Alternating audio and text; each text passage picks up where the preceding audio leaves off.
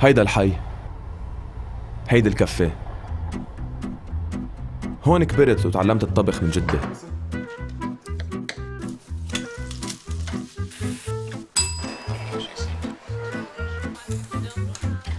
هون بجتمع أنا وأصحابي لنطلع بأفكار جديدة بتشبهنا.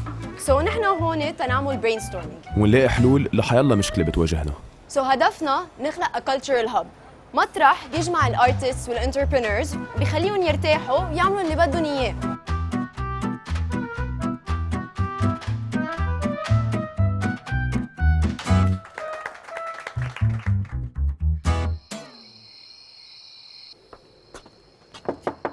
ومن هون بلشت قصتنا. بونسوار جاد. سوري، بعرف انه ما بتتذكرني بس أكيد بتذكرك، أستاذ جورج صالح صاحب الملك. فينا نقعد شوي؟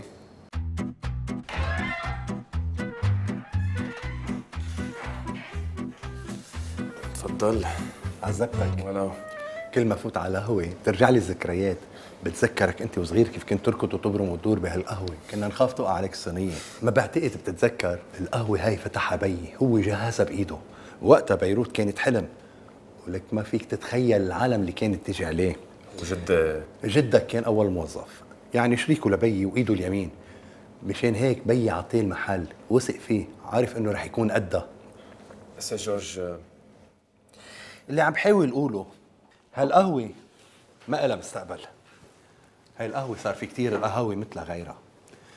أنت رح تصير مهندس، يعني هاي مش لإلك. جدك عنيد قد منه متعلق فيها وأنا مثله، بس خلص صار وقتها. جدي منه معند، أنا مهند. أنا بدي القهوة. يا ابني أنت كم سنة وبتتخرج؟ روح عيش حياتك، فكر بمستقبلك. أنت عم تقول الكافيه ما رح يرجع، كيف كان معك حق، بس مش مفروض يرجع، مفروض يتجدد.